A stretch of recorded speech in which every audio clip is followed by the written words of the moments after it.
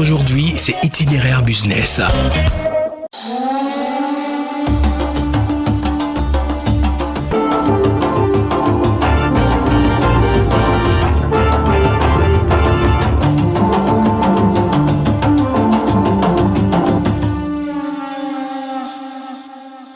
Bonjour Madame Idossou. Bonjour Monsieur Selgo. Bonjour chers auditeurs de la radio, l'Afrique d'une seule voix. Bonjour. Bienvenue à Cotonou. Comment allez-vous? Je vais très bien à Cotonou. Nous avons beaucoup de chance de vous avoir dans notre émission parce que je suis à Cotonou. D'accord. Je suis à Cotonou et vous faites partie des figures quand même de Cotonou, hein? Mon Dieu, je suis honorée. Je ne pensais pas que faire de petites choses me placerait sur le rang des personnes à rencontrer Vous au croyez? Bénin. Vous Enfin, je fais croyez? des petites choses. Dites-moi, pour nos auditeurs, qui est Sandra Idossou? Alors, c'est compliqué à dire parce que du coup, j'ai plusieurs casquettes. Je suis béninoise. Vous êtes né au Bénin? Je suis née au Bénin. D'accord. J'ai grandi dans plusieurs autres pays, mais je suis née au Bénin. Vous êtes né au Bénin. Jusqu'à Voilà. quel âge êtes-vous resté au Bénin?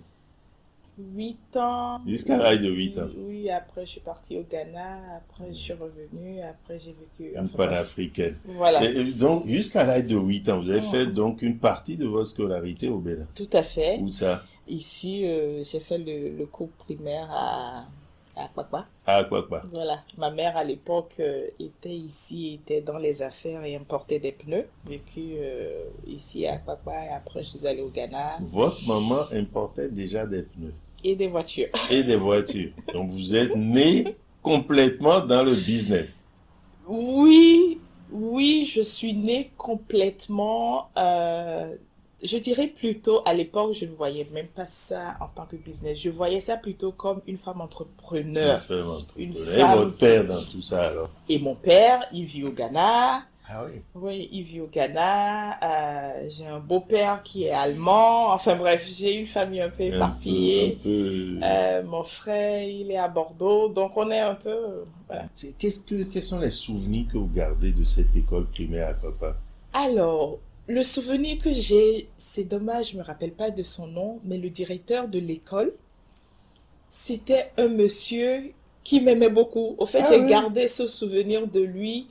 J'étais responsable de classe, j'étais responsable d'école. Enfin bref, j'étais dans tout ce qu'il y avait à faire. C'était toujours moi qui l'appelais pour mobiliser les gens. Donc, aujourd'hui, en regardant en arrière, je me dis, je pense que j'ai toujours un rôle de leadership, même si à l'époque, on ne mettait pas de nom sur ce type de comportement. Et c'est quoi la journée type d'un enfant de 9 ans à l'école? Je pense, enfin à l'époque, ma mère dans ses affaires qui voyageait beaucoup, mon frère et moi, on habitait dans une maison. Vous êtes que deux? Oui, on est que deux. Deux frères et sœurs.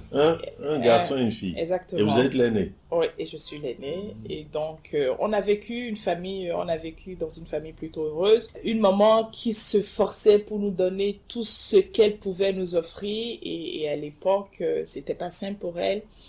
Mais je garde un souvenir d'une maman battante pour ses enfants, une maman qui pouvait déplacer les montagnes pour ses enfants. Et le quartier, vous aviez des camarades, des amis? Je n'ai malheureusement pas de souvenirs. Je n'en ai pas gardé parce que je sais pas.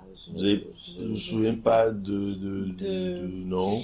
Pas à cette époque-là, non. À l'école, d'ailleurs, je me rappelle pas des gens avec qui j'ai été au cours primaire. Peut-être que ça s'est arrêté très vite et donc après, une fois qu'on est parti... Oui, c'est vrai qu'à 8 ans... je ne me rappelle plus de cette période-là. À 8 ans, vous avez quitté le Bénin? Oui, pratiquement. Et vous êtes allé où? Au Ghana. Au Ghana? Ah oui? Non, d'abord Koumassi et après Accra. D'accord. Voilà. Pourquoi? Parce que vos parents sont installés au Ghana? Alors, c'est un peu compliqué. C'est une histoire compliquée. Donc, je pense que si je commence pas à y aller... Mais c'est important parce que c'est... J'ai vécu dans les deux villes. Et au Ghana, vous avez fait quoi? Vous avez été à l'école? J'ai été à l'école. J'ai très vite été orientée vers des écoles... J'ai fait une école de langue. Une école de langue. J'ai fait l'anglais, le français, l'allemand. Après ça, j'ai fait... Parce que là, C'était dès 8 ans que... Non, est-ce que c'était... Oui, peut-être plus, hein, peut-être 10. Bon, disons tout, Oui, 10 en ans. tout cas, j'étais gamine. Vous étiez gamine. J'étais C'est gamine. l'école primaire en gros. Voilà. Et dès cette période-là, déjà, Mhm.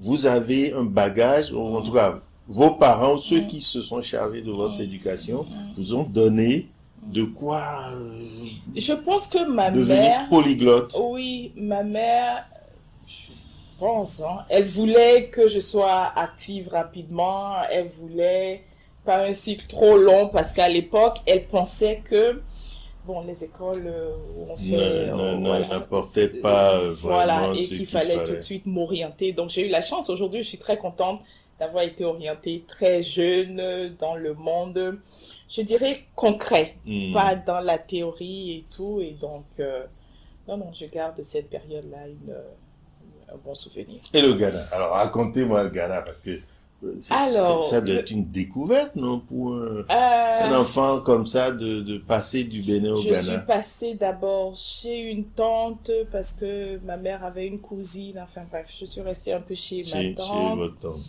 Après, ma mère avait une sœur qui, elle, avait 18 ans. Donc, elle est venue au Ghana. Et donc, à deux, on a vécu, on Vous avait une avez chambre construit louée. votre On vie. a grandi ensemble avec cette tante qui est d'ailleurs comme à l'époque, qui était comme une grande Une sœur grande pour sœur. moi. Et donc, j'ai vécu très tôt, seule, avec Autonome elle, avec autonome.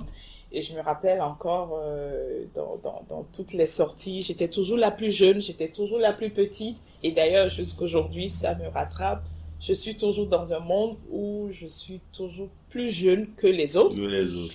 Parce que je pense que j'ai pris de l'avance sur pas mal de Beaucoup de choses. Je me suis mariée aussi très tôt. Et donc, dites-moi, le Ghana. Le Ghana, vous avez fait une école où on apprenait beaucoup de langues. Oui. Et une jeune béninoise qui est au Ghana, elle fait quoi de sa journée? J'étais très occupée. Par quoi, justement? Ouh, j'ai été très occupée en dehors de l'école, évidemment. C'était, je dirais, une école de grands. Et Oui. moi, plus jeune. Plus Donc, jeune. voilà, j'apprenais beaucoup. J'aimais beaucoup les langues. Je faisais du théâtre. J'étais dans un groupe musical. J'étais à l'église. Enfin, mes souvenirs, c'est que même petite, j'ai toujours été très engagée, très impliquée dans beaucoup de Très choses. active. Et donc, du coup, je ne me rappelle pas des moments où je jouais. Non, j'ai toujours été active. Et donc, quand je dis que j'ai été occupée, c'est un peu toutes ces activités extrascolaires qui m'ont amenée à côtoyer du monde, des gens de plusieurs nationalités, des gens qui L'école venaient... était, oui, justement, cette école qui formait à plusieurs langues, il y avait beaucoup de nationalités. Tout à fait, tout à fait. Il y avait beaucoup de nationalités. Je me rappelle, à l'époque, il y avait même des gens qui venaient de l'Afrique de l'Est. Dans cette école, on pouvait apprendre même le Swahili. C'est-à-dire que c'était une école Comment elle s'appelait africaine. cette école? Ghana Institute of Languages. Et elle existe toujours, l'école? Je pense que oui. Je pense que oui. Et donc, à l'époque, j'avais côtoyé des Africains qui venaient de l'Est, plusieurs de origines et l'Ouest, tout. Et après ça, j'ai pris le cursus, je voulais faire du journalisme à l'époque. Et c'était pas possible. Ma mère ne voulait pas. Ma mère était inquiète pour moi. Et là, c'était dans les années 90. D'accord. Ma mère pensait que le journalisme à l'époque était dangereux Très tôt, parce oui. que voilà, c'était la période de multipartisme, démocratie et tout. Il fallait pas, Ah oui. voilà. Et donc elle avait peur pour moi. Et moi, je rêvais d'être hôtesse de l'air. Malheureusement, hôtesse de l'air, j'ai pas pu le faire parce que je suis trop petite en taille. Limité par la taille. J'étais limitée et donc avec mes 1m60, 59, ça faisait pas l'affaire. Et donc j'ai décidé de faire une école de tourisme et d'hôtellerie. Au Ghana toujours? Non, là je suis revenue au Bénin. Au Bénin. Donc à l'époque, il y avait une école qui s'appelait Intercom, ici, qui formait des gens qui voulaient faire du tourisme et de l'hôtellerie. J'ai fait ça pendant 3 ans. Et après cette formation, je retourne au Ghana en vacances. Oui. Et pendant que je marche devant le Novotel, enfin dans la ville, je vois un Novotel. Donc je vais dans ce Novotel et je demande à rencontrer le directeur. Mais moi, comme ça, toute petite comme ça, et à la réception, on me regarde, mais pourquoi? Et je fais, parce que moi je parle plusieurs langues, je viens de finir une école hôtelière et donc je pense que je peux être très utile pour votre hôtel. Donc les gens me regardent, mais c'est qui cette petite qui est, voilà. Et pendant que j'insistais, le directeur de la restauration passe derrière le comptoir, il fait comme s'il ne nous écoutait pas et il m'entend en train d'insister pour dire voilà, je peux vous apporter. Et puis il s'arrête, il dit bon, vous voulez commencer quand? Ben vous pouvez commencer demain. Wow. C'est comme ça que c'est comme ça que je suis rentrée dans le monde actif et puis c'est comme ça que j'ai commencé à travailler. Vous avez fait une école de langue, une école de tourisme au Bénin. Vous maîtrisez parfaitement plusieurs langues et vous arrivez au Ghana et vous débarquez dans un hôtel. Moi, je suis la personne idoine pour faire le job. Exactement. Je ne sais pas ce qui m'a poussée, mais je me dis, bon, Novotel, ils doivent avoir besoin des gens qui ont mon cursus, qui parlent les langues et tout. Et donc, je dis, bon, j'essaie. Au fait, je ne réfléchis pas trop. Je ne l'ai pas prévu. Voilà, c'était ma question. C'était pas du tout prévu. Je savais même pas. Non, pas du tout. J'étais juste en vacances. Et c'était juste pendant que on se promenait et je vois un Novotel. Je fais, ah, tiens, un Novotel. Donc, c'est un groupe français et tout. Donc, c'est par curiosité que je rentre. Je venais de finir ma formation. Donc, je rentre et je dis, bon, moi, je peux vous apporter. Et je pense que c'est l'audace qui m'a ouvert les portes et depuis, ça n'a pas arrêté. J'ai travaillé. Donc, le Novotel a été mon entrée dans le monde professionnel. Oui. J'ai travaillé au Novotel à Accra pendant 2 ans, 3 ans. Et j'ai gravi tout de suite les échelons de stagiaire. J'étais censée faire un stage. Au bout de 2 mois de stage, j'ai eu un contrat de CDI. Puis dit, bon, vous arrêtez votre stage, on vous embauche. Et c'est comme ça que je pense que 3 mois après, j'ai été nommée chef de brigade et ainsi de suite. C'est quoi un chef de brigade pour les gens qui ne savent pas? Alors, dans les hôtels, il y a des équipes. Oui. Donc, quand il y a une équipe, par exemple, où il y a 4 ou 5 personnes, à la réception, par exemple, parce que j'étais à la réception, il y a peut-être un caissier, il y a peut-être un concierge, il y a telle personne. Ah, donc, cette brigade de 5 personnes, il y a un petit responsable. Vous coordonnez, voilà, vous êtes la équipe leader des 5 personnes. Voilà, et donc ça s'est fait très vite et après ça a continué comme ça et au bout de 2 ans et demi, j'entends qu'il y a un nouveau hôtel qui va s'ouvrir à Cotonou. D'accord, très bien. Donc je vais voir mon directeur à l'époque à Accra. Et je lui dis, bon, vous savez, ça fait 2 ans et demi que je suis ici, j'aimerais bien repartir au Bénin et tout ça. Donc, est-ce que c'est possible que vous m'aidiez à aller travailler au Bénin? Au Bénin. Et puis, il fait, oh là là, mais la petite qui m'embête tout le temps, parce que j'étais toujours la petite qui demandait, qui embêtait et tout. Oui. Et c'est comme ça qu'il m'a mise en contact avec le directeur d'ici. Et je suis venue. Et puis, pareil, j'ai été nommée chef de réception au bout de 2 mois. Ici. Et chef de réception, qu'est-ce que c'est pour les gens qui ne savent pas? Alors, dans un hôtel, parce que l'hébergement, un hôtel se repose d'abord sur l'hébergement. Et donc, la réception, c'est l'équipe qui s'occupe des réservations. Qui s'occupe d'octroyer des chambres, qui s'occupe de la facturation des chambres, qui coordonne un peu le séjour des clients. Et moi, j'avais à l'époque une équipe, je ne sais plus, je pense que je devrais avoir 15 personnes. 15 personnes? Ah oui. Parce que dans un hôtel, il y a plusieurs brigades. Il y a plusieurs brigades. Et donc, j'ai fait ça. Et 2 ans après, encore... J'avais envie d'autre chose. Et puis, bon, parce que malheureusement, quand t'es jeune et que t'arrives un peu, bon, t'es chef de réception, il n'y a plus rien à faire, à moins d'être directeur. Et puis, à l'époque, bon, c'était encore les Blancs qui étaient directeurs. J'étais très jeune. Oui. Et donc, je voulais faire autre chose. Et je vois passer un concours pour devenir formateur. Donc, le groupe Accor lance un concours dans tous les hôtels Accor en Afrique.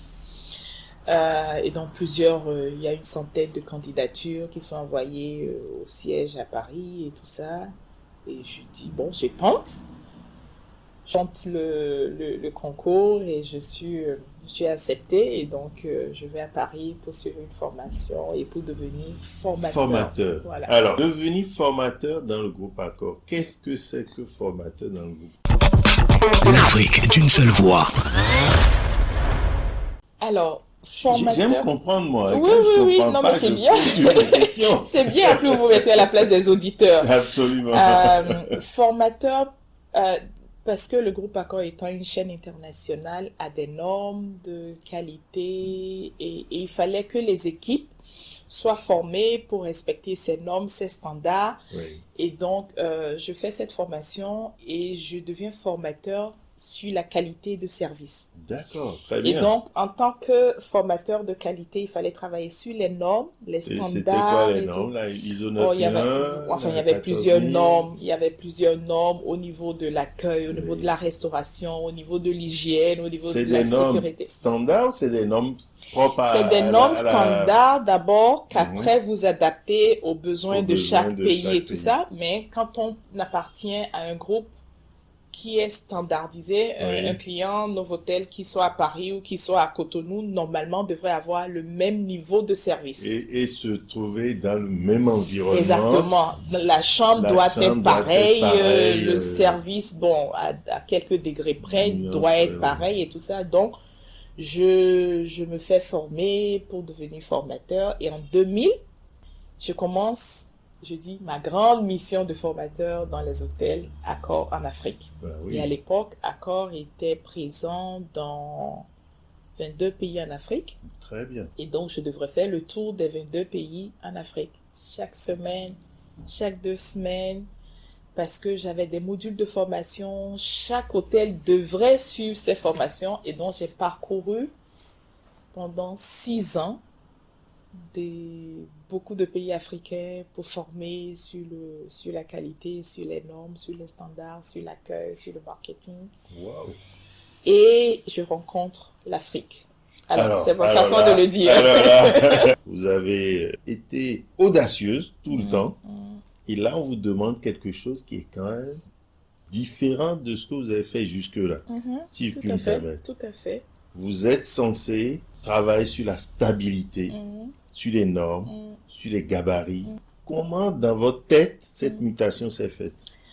Je pense que parce que j'ai toujours cru que je pouvais faire beaucoup de choses. J'ai toujours compris très tôt que j'avais la capacité de faire beaucoup de choses. Et donc, si je voulais le faire, je me donnais les moyens de le faire. Oui. Et donc, je n'ai pas trouvé ça compliqué. Je me suis mise à apprendre, à lire, à découvrir. Internet est devenu mon Votre meilleur monde. ami et tout ça. Et vous Donc, étiez basé où pour faire ce travail? alors, donc en 2000, Oui. alors comme je parcourais Les pays, les voilà. pays, les 2 premières années, non, même pas. Non, même pas. Dès que j'ai commencé, alors mon mari, parce qu'entre-temps, je Pourtant, suis vous êtes mariée et marié. tout ça. Mhm. Et mon mari a eu son premier job d'expatriation pour le Tchad D'accord. en 2000. Au même moment que moi, je commençais mes missions de formation, ben lui, il acceptait un boulot d'expatrié au Tchad. Au Tchad. Donc, du coup, les 2 premières années, là, j'étais basée au Tchad. C'était du Tchad que je partais pour faire mes missions de formation. Ouh là là. N'Djamena n'est pas un hub. Non, mais parce que je voulais vivre avec mon Avec mari votre époux, et puis comme de toute façon je ne travaillais pas vraiment sur place, je devrais juste partir de là pour Et aller faire c'était mes missions. aisé, l'Afrique, comme vous dites, Alors, aisé de voyager du Tchad Pas pour du aller tout, partout dans le Pas monde. du tout. C'est pour ça que je dis, c'est à ce moment-là que je découvre l'Afrique. C'était bien ma Je question. découvre l'Afrique. C'est pas un Sur hub toutes ces- aéroportuaire. Non, pas du tout. Mais je découvre ce que c'est que de voyager en Afrique. Je découvre les pays, je découvre les Africains, je découvre les opportunités aussi en Afrique, je découvre l'ignorance parfois des Africains sur l'Afrique. Oui. Et je commence par voyager et puis bon, pas m'adapter. Chaque fois que vous arrivez dans un pays, il fallait Voilà. comprendre le pays pour Voilà. pouvoir transmettre Et vos donc, savoirs. de nature très curieuse, je commence par aimer ce parcours, même s'il fallait voyager, il fallait dormir dans des aéroports, parfois attendre des vols. Je me suis fait expulser à Libreville, par exemple, alors que j'allais faire une mission pour un hôtel là-bas, Manu Militari. Enfin bref, j'ai découvert l'Afrique, Ouais. mais vraiment, cette Afrique qu'on aime tant, mais qui parfois aussi nous titille, Ouais, nous vous amène, déroute un peu. voilà. Toute cette expérience, j'ai fait ça pendant 6 ans. Où toutes les semaines, j'étais partie. J'avais 3 semaines de formation et je rentrais une semaine à la maison. Et au bout de 6 ans, évidemment, on n'est pas resté 6 ans au Tchad. Après le Tchad, mon mari avait un contrat de 2 ans au Tchad. Après le Tchad, il était muté au Togo, donc je l'ai suivi au Togo. C'était plus proche. Après le Togo, c'était le Ghana. Après le Ghana, j'étais au Nigeria. Où ça, au Nigeria? À Port-Harcourt. Wow. Pendant 18 mois. Après le Nigeria, on est allé où? On est allé au Rwanda. Au Rwanda. Mon grand amour. Bon, bref. Donc, on est resté, on est allé au Rwanda. Après le Rwanda, le Gabon. L'Afrique d'une seule voix. Et pendant ce temps, vous étiez toujours formatrice pour le groupe Alors, Accor. j'étais formatrice pour le groupe Accor pendant 6 ans. 6 ans. Au bout de 6 ans, vu les difficultés à voyager tout le temps et la volonté de fonder une famille, à un moment donné, j'ai été obligée de démissionner et de créer ma propre boîte. Qu'est-ce que vous dites aux gens quand vous arrivez dans un pays qui n'est pas le vôtre, où vous devez reprendre la culture et tout? Qu'est-ce qui a fait à ce moment-là que vous avez réussi vos missions? Je pense que j'ai été toujours très empathique. Je comprends les gens, je comprends les gens, je suis assez gay. J'ai la facilité à créer des relations avec les gens et dans tous ces pays. Et comme je parle de qualité, j'avais toujours une introduction en disant, la qualité, c'est faire bien les choses. Et nous, Africains, il est temps que nous changions notre façon de voir les choses. De faire bien les choses. Et de penser que parce qu'on est en Afrique, on ne peut pas faire de la qualité. Et donc, c'était un challenge ou un défi pour dire aux gens, arrêtez tout ce qu'on vous fait croire que parce qu'on est en Afrique, genre on peut pas être à l'heure, genre on est en Afrique, on ne peut pas faire les choses selon les normes, selon les standards et tout. Donc, il fallait susciter, je dirais, les Africains à rechercher cette fierté, cette dignité de dire... Nous aussi, on peut bien faire les choses. Le Rwanda vous a marqué. Le Rwanda m'a énormément marqué. C'est pourquoi moi, je vous ai connu. Bon, vous aviez votre grand programme, Sachez Reloué au Bénin. Mais je vous ai connu parce que vous parliez tellement du Rwanda à l'époque sur les réseaux sociaux que je me dis, mais c'est qui cette Rwandaise qui est au Bénin et qui ne parle que du Rwanda? Et je vous ai chatouillé un peu, je me souviens. Arrêtez de nous parler du Rwanda. Qu'est-ce qui vous a plu dans le Rwanda? Racontez-nous un peu sur le Rwanda. Ce qui vous a vraiment... Si je puis... Peut-être que je me trompe, mais j'ai l'impression que vous avez découvert quelque chose dans le Rwanda qui vous est resté... Exactement. Alors, pour moi, le Rwanda, c'est tout ce dont je rêve pour l'Afrique. En termes d'organisation... En termes de qualité, vous savez, à un moment donné, quand vous travaillez sur la qualité, je pense que vous-même, vous êtes un peu très norme, très standard et tout ça. Et moi, au Rwanda, j'aimais beaucoup le côté qualité, standard, norme. On respecte les choses. Si on dit que c'est comme ça qu'on va faire les choses, tout le monde respecte. Et pour moi, c'était important de voir cette Afrique-là, où on peut faire les choses telles qu'on l'a décidé, telles qu'on l'a... Si je peux, je veux tenter de résumer ce que vous êtes en train de me dire. Vous dites, la première chose, c'est dire ce qu'on veut faire.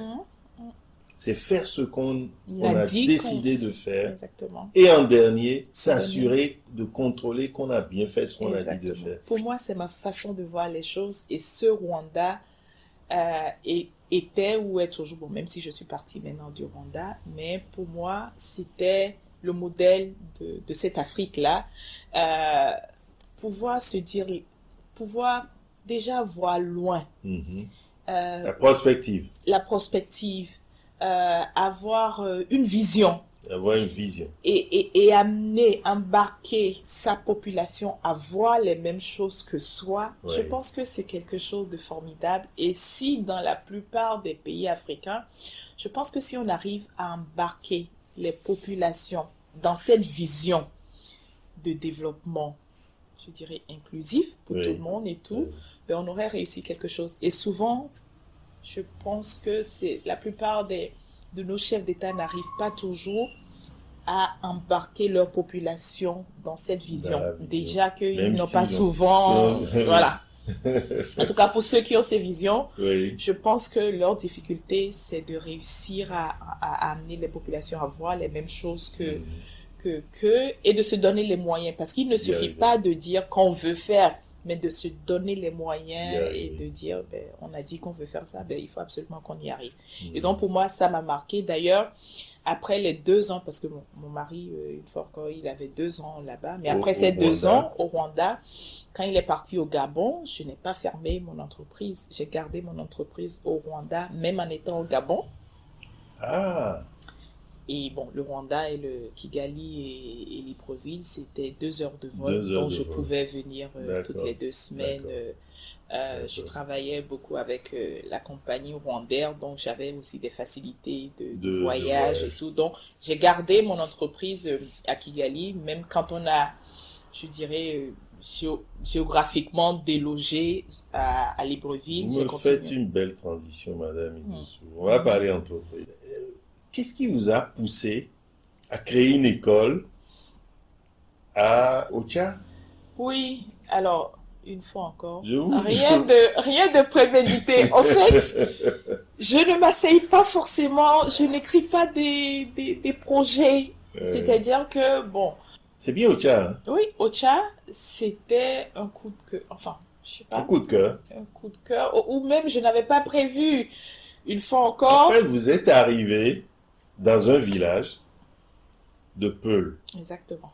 De Peul, un tampon de Peul. Mm. Et vous avez vu des enfants qui n'allaient pas à l'école. Exactement. C'est ça? Au début, je ne savais pas qu'ils allaient pas à l'école Oui. parce que c'était un mois de juillet. Le mois de juillet. Mes enfants étaient eux-mêmes en vacances, donc Oui. je les ai amenés pour voir comment on fabriquait Le lait, fromage, le fromage, Peul le et tout ça. wagashi. Donc je vois plein d'enfants dans le campement qui jouent et tout. Ça ne m'interpelle pas parce qu'ils sont en vacances. Et juste au moment de repartir, il y a une des mamans qui s'approche et je baisse la vitre de la voiture et elle me dit s'il vous plaît, est-ce que vous pouvez nous aider pour que nos enfants apprennent à lire leurs noms et nos ordonnances quand nous sommes malades. Donc là, Wow. je fais comme ça. J'éteins maintenant le... parce que je comprends pas.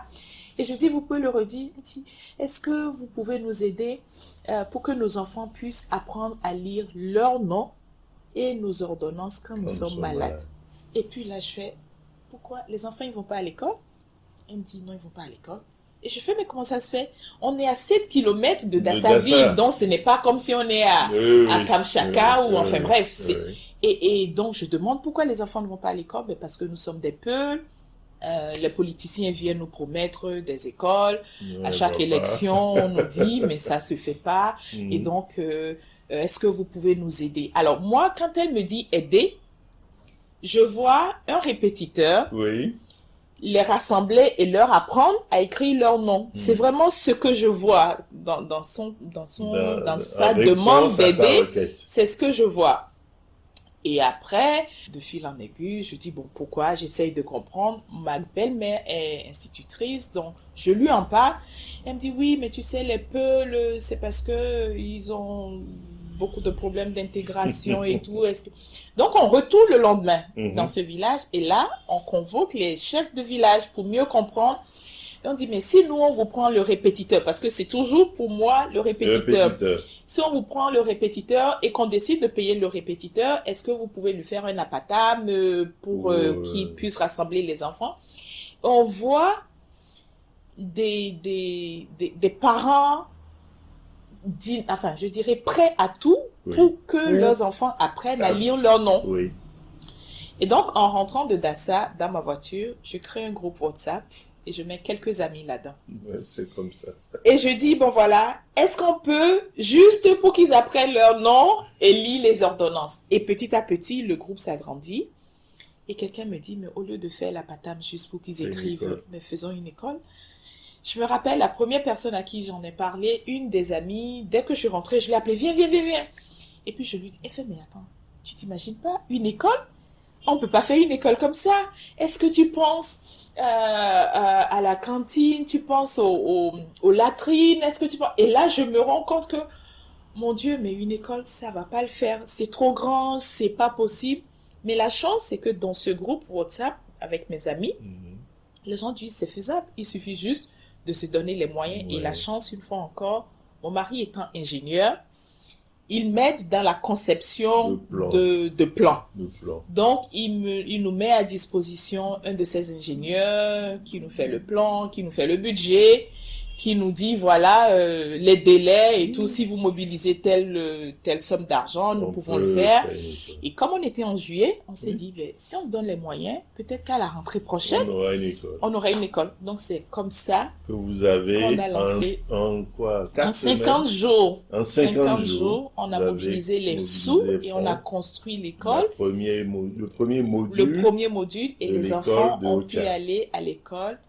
À la rentrée, comme tous les enfants béninois. C'est bien. Voilà. Bon. Et donc, une fois encore... Et ça en est où cette expérience?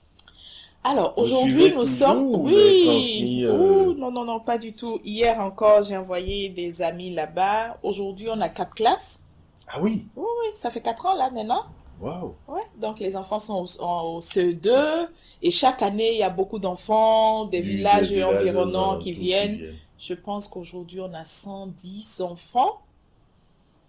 Et donc, chaque année, on cotise pour construire. Un nouveau module. Parce que ce qui est intéressant, et c'est pour ça que je dis souvent que je fais de petites choses, c'est que si on veut faire de grandes choses, on se dit on a besoin de beaucoup de moyens. Mais quand on se dit, bon, on fait juste un module, un module, c'était peut-être 6 millions, 7 millions, ouais. Je me rappelle plus. Et donc, au fur et à mesure, chaque année, on essaye de mobiliser d'autres personnes. Et finalement, ça ne pèse pas trop sur tout le monde. Et donc, aujourd'hui, on a 4 classes. On va finir bientôt les 2 dernières classes et au moins, on aurait fini. Complet. Voilà. Mais au-delà de l'école, on a réussi à avoir un terrain de foot pour les enfants. Les enfants ont une cantine scolaire aujourd'hui. On a de l'éclairage dans l'école et tout. Voilà. Donc, ce qui fait que l'école est devenue le lieu de vie du village, les réunions. En tout cas, c'est le lieu où tous les villageois se rassemblent. Exactement. Et donc, petit à petit, on y arrive et une fois encore, en faisant de petites choses. Vous écoutez l'Afrique d'une seule voix. Madame Ndosso, vous avez dit, j'ai créé une entreprise à Kigali. Je ne l'ai pas abandonné, même quand j'étais à Libreville. Alors, parlez-nous de cette entreprise. Alors, quand j'ai démissionné de chez Accor, vu mon expérience en formation et tout, je voulais proposer de la formation aux entreprises qui sont autres que le groupe Accor. Exactement. Et donc, j'ai commencé par cibler les entreprises de services, et donc les banques, les assurances, les hôtels, les restaurants, même le service public. Et donc, au Rwanda, une fois encore, les gens comprennent.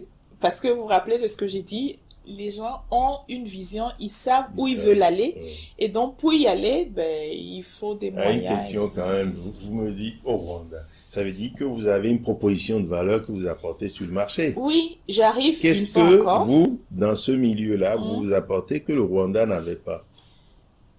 Je ne sais pas. En tout cas, moi, je parlais de qualité. Moi, je parle de qualité de service. Et à l'époque, en 2007, le Rwanda voulait miser son économie sur les services. Et donc, améliorer les services était indispensable pour atteindre les objectifs du pays. Ça veut dire que votre proposition de valeur, c'est d'accompagner les entreprises rwandaises à améliorer la qualité de service. Exactement. C'est exactement ça. C'est exactement ça. Et donc, j'ai créé mon entreprise. J'ai commencé par proposer de la formation pour toutes ces entreprises de services. J'ai créé une deuxième entreprise au Rwanda, en dehors de mon cabinet de formation. J'ai ouvert c'était un cabinet de formation. Voilà, c'était un cabinet de formation. Donc, j'ai ouvert une deuxième entreprise qui, elle, était une entreprise de publication. Donc, j'avais un magazine, un trimestriel qui sortait en anglais, en français, en allemand. En anglais, en français et en Kinyarwanda, la langue nationale du pays. Et donc, ce magazine était un magazine distribué dans tous les...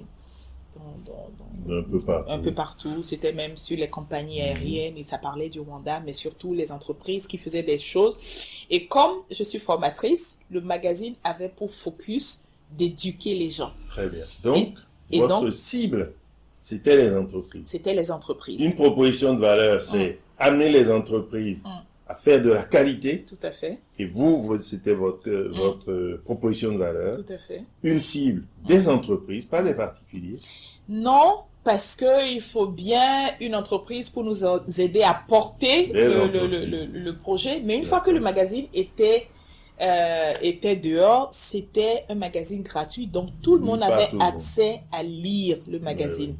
Le magazine est disponible en ligne, donc petit à petit, on amène tous les employés à le lire. On est sur les réseaux sociaux, donc on parle de service, de qualité. Quand on va quelque part et que le service est bon, on en parle. On est devenu presque les gendarmes ou la police, voilà. Un référent. Pardon. Exactement. Un référent. Exactement. Au niveau de la qualité de service. Et donc, on a organisé plein d'événements. Enfin, bref. Donc, pendant les 2 ans où mon mari, enfin, je dis mon mari parce que j'y étais à Libreville aussi, mais j'avais mon entreprise, mes 2 entreprises à Kigali. Après ces 2 ans là-bas, il est allé au Congo. Attendez. Restons sur l'entreprise. On a dit, donc cette entreprise, proposition de valeur, amener les entreprises à faire de la qualité. Vos cibles, ce sont des entreprises. Vos produits, c'était quoi?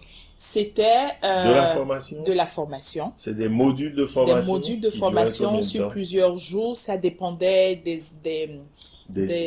besoins, voilà, des besoins des clients. J'organisais, il y a une banque par exemple, une des plus grandes banques du Rwanda, qui voulait absolument améliorer le niveau de service, et donc on a fait plusieurs modules pour former tout le monde, pour que les gens comprennent ce que c'est que la qualité, ce que c'est que l'accueil. Et du coup, une fois que j'ai fait cette première banque, j'ai fait toutes les banques. Donc les entreprises, la qualité, les banques, c'était vos cibles. Exactement. Votre service, la formation. Exactement. Vous avez des partenaires dans ça ou vous faites tout toute seule? Non, je fais avec d'autres formateurs parce que, bon, à un moment donné, quand on a de gros marchés, seul on ne peut pas le faire, et donc je travaille avec d'autres formateurs, on menait les activités de formation ensemble, et nos formations sont dynamiques, nos formations ne sont pas que théoriques. Et donc, il y a des formations où, par exemple, on fait intervenir des acteurs. Il y a des formations où on fait intervenir des gens qui travaillent sur l'image, des mises en situation. Donc, on avait des formations dynamiques et très intéressantes. On gagne beaucoup d'argent en faisant des choses comme ça. Quels sont les coûts? Les coûts, c'est quoi? Alors, je dirais peut-être une journée de formation, peut-être 400 € par jour. De coûts de formation? Oui. La location de la salle? Non, souvent la location, tout ce qui était matériel était pris en charge par l'entreprise. Et nous, on facturait 400 € par jour. Ah non, ça c'est le prix de... Mais les charges, c'est quoi? C'est la production des documents? Oui, la production des documents, mais aussi la préparation de la formation, parce que c'est de l'intellect qu'on utilise pour préparer cette formation, pour l'adapter et tout ça. Après, il faut payer les consultants. Grosso modo, une entreprise de formation, c'est quoi son chiffre d'affaires annuel? Alors, si je prends l'exemple, peut-être, je sais pas, peut-être 30 millions à l'époque. Avec une marge brute de combien? Je pense que si on arrive à faire 15%, 15% de marge, on se dit qu'on a bien travaillé. Après avoir payé tout, et puis bon, au Rwanda, on paye d'abord les impôts. On paye les charges. Voilà, on paye les impôts, les charges, et donc après, tout ça, si on arrive à se faire 15%. Donc, on vise une marge brute de 15%. Voilà, tout à fait. Qui vous permet de vivre convenablement. Mais là, alors, à Cotonou, nous ne sommes pas dans un centre de formation. Tout à fait. Alors, parce que, après tous ces voyages, mon mari décide de rentrer au Bénin. Donc, une fois encore, on refait les valises, et il y a 5 ans, on dépose les valises ici au Bénin.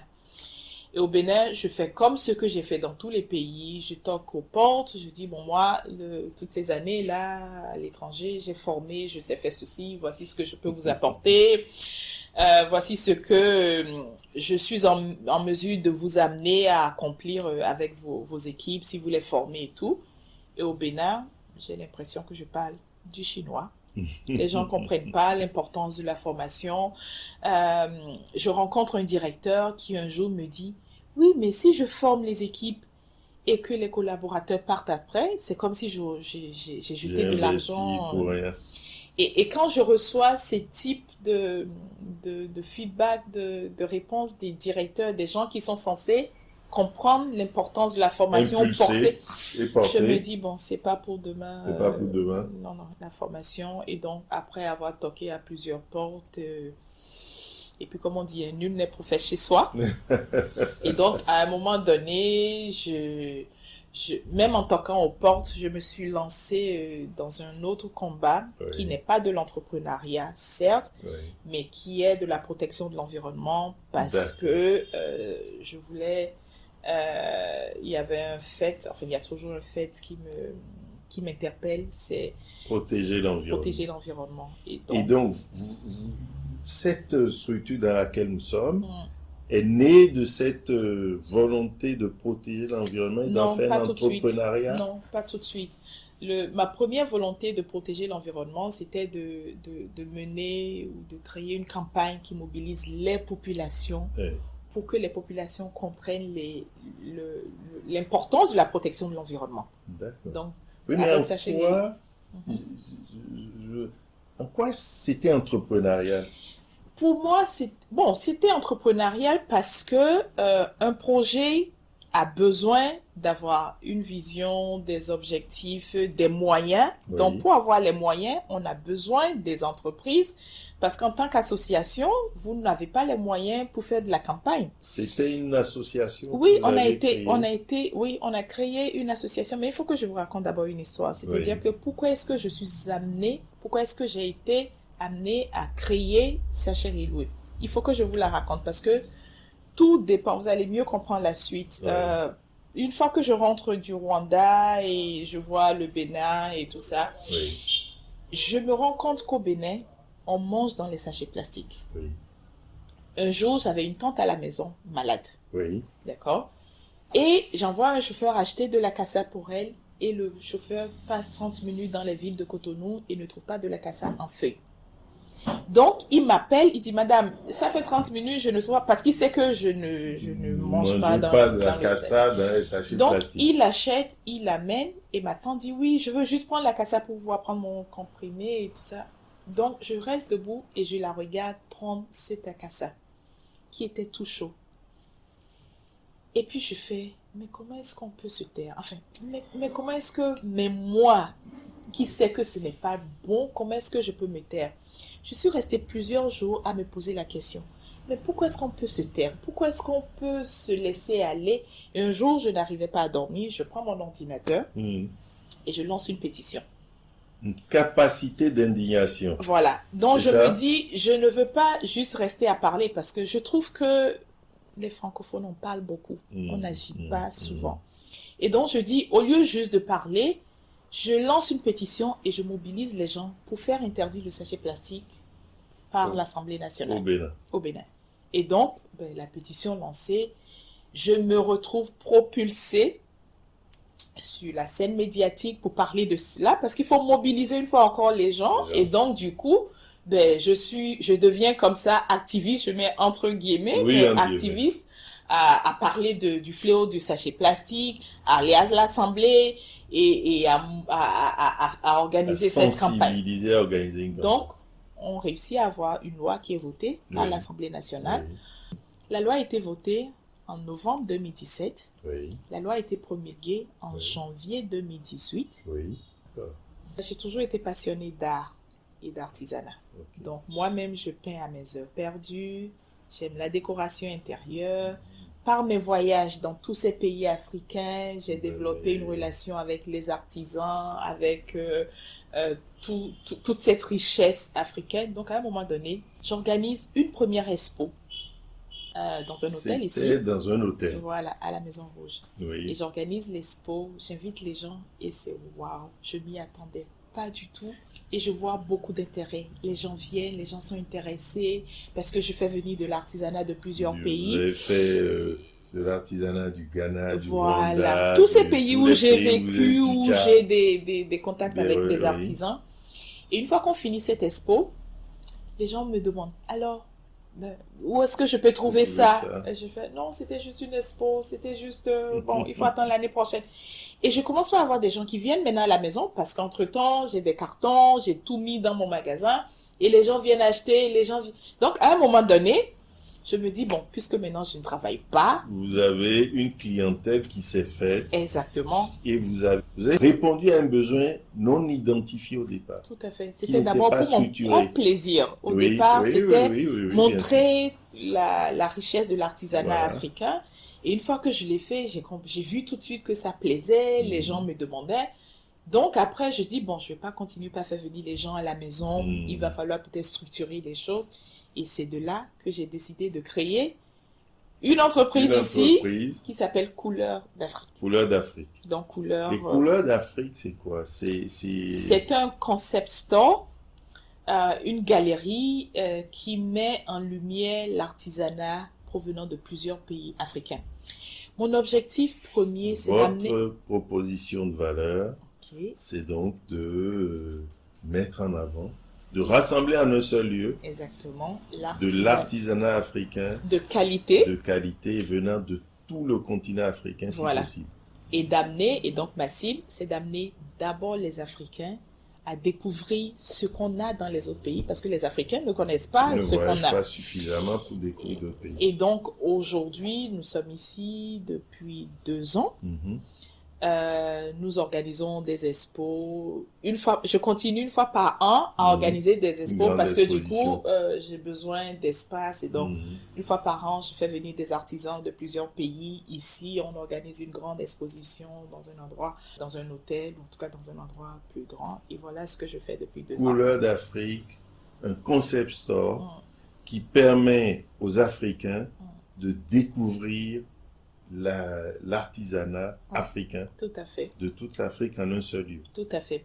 Et la cible, votre cible dans créance Je dirais des Africains. des Africains, classe moyenne, classe Classe moyenne. classe riche ou populaire? Non, classe moyenne. Classe moyenne. Classe Donc, moyenne. votre cible aujourd'hui, c'est des Africains de classe moyenne. Tout à fait.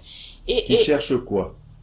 Qui cherchent à consommer local. À consommer local. Oui, parce que le consommer local est quelque chose qui permet de développer nos économies. Attendez.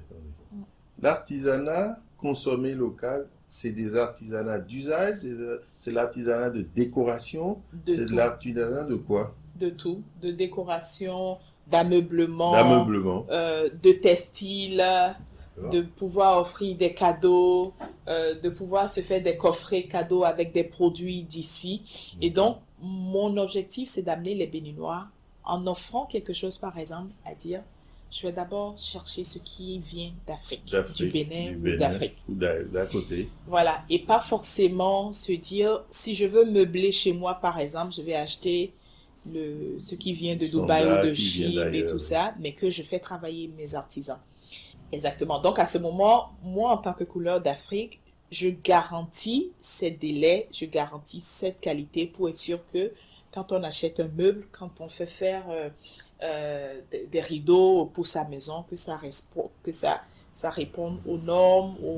Vous êtes la structure entre les artisans qui font des produits de qualité et les clients de l'autre côté. Exactement. Pour respecter les délais, Exactement. respecter un certain nombre de standards, Exactement. respecter des règles de qualité pour que Tout à le fait. produit soit le plus performant possible. C'est exactement ça. C'est ça C'est exactement ça. votre boulot? Et c'est exactement ça. Quand nous parlons du consommation local, c'est aussi pour que, par rapport à leur propre produit, c'est de les amener à avoir de la valeur dans ces produits. Oui. C'est de les amener à avoir de la qualité dans ces produits parce que souvent ils disent oui, mais comme c'est fait en Afrique, c'est pas bon, c'est pas ceci. Du coup, moi je garantis cette qualité pour dire je vous garantis de belles choses, de beaux produits et donc il faut consommer local. Mais au moins j'amène les gens à dire avant d'acheter de l'importer, regardons si localement nous n'avons pas des choses de qualité. Donc vous avez une cible, une classe moyenne, vous avez des partenaires qui sont les artisans qui vous fournir ces produits-là. Comment vous les sélectionnez, ces artisans? Ceux qui, Vos au partenaires, départ, comment les sélectionnez? ceux qui, au départ, sont prêts à faire autrement. Parce que la difficulté avec les artisans, ils te disent, oui, mais tanti, on a toujours fait ça comme ça. Je fais, oui, on a toujours fait ça comme ça, mais on peut faire autrement. Pour ceux qui sont prêts, ceux qui ont cette ouverture d'esprit pour essayer de nouveaux produits, parce que du coup, je fais faire des choses, Vous faites des prototypes. voilà, et je dis, je veux ça comme ça, je veux... Vous designez, vous donnez Exactement. quelques instructions pour avoir des produits qui rentrent dans vos standards. Exactement. Et donc, une fois que ces artisans sont prêts à Oui. travailler comme nous le souhaitons, Oui. nous les intégrons. aujourd'hui, vous nous avez- travaillons avec une vingtaine d'artisans qui sont prêts à faire des choses exceptionnelles, à travailler sur des produits exceptionnels avec nous. Et donc, tout se passe très bien. Et nous avons aussi des artisans de plusieurs autres pays. Avec en Afrique. qui on vous a êtes 15 toujours pays. en partenariat Voilà. pour faire... Ah, vous avez 15 15 pays, là. sources, 15 pays sources. Exactement. Et à peu près combien d'artisans? Une vingtaine, c'est ça au Je total? dirais une trentaine. Une trentaine. Une trentaine. De 15 pays. Oui. Et ils vous livrent, Voilà. Ils font des choses ils pour font nous. des choses pour vous. Ils nous les envoient. Donc, au niveau logistique, c'est pas toujours très C'était une simple. de mes questions. Comment vous gérez les aspects logistiques C'est en Afrique? c'est pas simple. Et donc, on fait venir les choses comme on peut. Parfois, des amis qui voyagent, je vais leur dire, amenez-moi telle chose. Est-ce qu'on peut vous confier un carton de 10 kilos et tout? Donc, je suis obligée de passer par plusieurs moyens pour que les produits arrivent ici. Il y a deux difficultés dans ce que je verrais comme ça. Il y a les problèmes de transactions financières. Ça ne va pas être simple. Ce n'est pas simple, mais je pense ce n'est pas le plus difficile. C'est pas le plus difficile. Non, c'est pas le plus On difficile peut passer parce qu'aujourd'hui, du Ghana aujourd'hui au j'achète CFA, au des produits Sydney, en Afrique du Sud, Rwanda, en Afrique du Sud, j'achète sans des aucun produits problème. au Maroc, je fais venir D'accord. des choses du Gabon. Et on peut payer tout ça. facilement. Oui, ce n'est pas le plus difficile vraiment, c'est la l'acheminement. logistique, Voilà, l'acheminement. les faire venir Les ici, faire venir. c'est le plus compliqué. D'accord. Ça coûte cher tout ça quand même. Ça coûte cher, c'est vrai, mais enfin, j'aime la qualité. Donc, je me donne les moyens pour que la boutique soit bien située, pour que la Parce que boutique... ici nous sommes quand même dans un quartier où le foncier coûte extrêmement cher. Tout à fait, ça coûte ce que ça coûte. Oui. Et d'ailleurs, ça se répercute sur les prix. Sur les prix. On est bien obligé, et parfois je suis bien obligée d'expliquer aux clients que On ne peut pas faire voilà, comme... on peut pas avoir des produits de qualité dans un environnement comme ça et ne pas mettre le coup, parce que aussi c'est aussi une des difficultés, c'est que nous voulons la qualité mais pas le prix qui va avec, et donc et accompagner. Et on gagne quoi en faisant tout ça? De temps en temps. Grosso modo, c'est quoi? Image brute de combien? Je dirais peut-être 5-10%. Pas beaucoup. 5-10%. Une fois qu'on a 5-10%. enlevé toutes les charges, Oui. 5-10%. Une marge de 5%. C'est pas beaucoup.